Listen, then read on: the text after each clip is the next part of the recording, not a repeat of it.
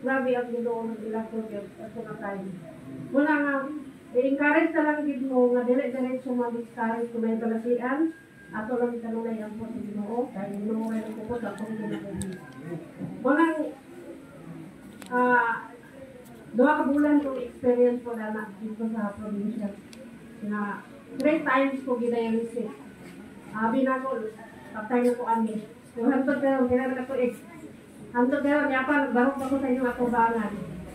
Muna nga, ang usara ako pasalamatan sa Ginoo, ang akong desire nga, wala bang i-speak ba nga, gitubag sa Ginoo akong mga pag-ampo, kay nag-iyon ini sa kuan, Salmo 37, versikulo 4, pahingo 5, Pagitaang kalipay diya sa Ginoo, magatagan kaniya sa imong gipangandoy.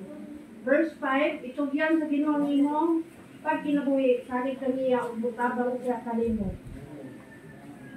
Mahisuon gud kani nga versikulo mo gid nakaingon ko sa Ginoo nga grabe gid siya ka matuladanon sa tuwa, isang kita dili usahay matuladanon, pero kung unsa atong i-desire iya na ihatag kay dagko nga time bilang katuig na kuyo din ang balay nga natanan mga init nya wala ko sa balay kwarto nya kita gustuhanon na agit kay private nga gusto nato nga makabi gusto na sa Ginoo gusto nato nga maistorya nato ang Ginoo kay mao mo gina atong papel nga mga Kristohanon.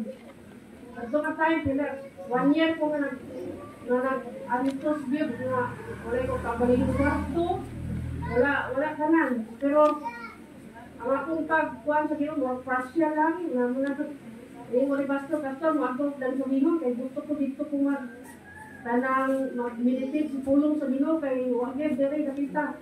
Kung dito ko sa gawas, init, langaw, daghan, mura, ikulod. Inaano na pagkakit, hindi niya akong kinabuhi. Sige, balin-balhin, anak. Kung masalamat sa Ginoo kay kung unsa gid ang imong desire, ihatag sa Ginoo kay karon nana kung pagbalingon na kwarto.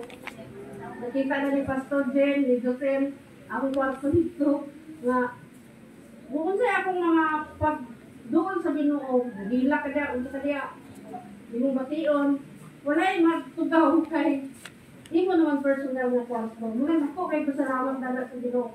O may speak ba nga buhatan ni mo tong mangkong ko kaubalingan nga kwarto. Muna ang atong mga desire, ingon ang sa Ginoo pagitaa ang kalipay din sa Ginoo.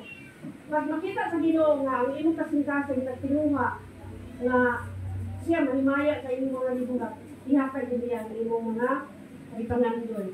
Yun na sa 5. Itugyan sa Ginoo ang imong pagkinabuhi, salig kaniya o musabang din siya kanino. Amen. Naituan.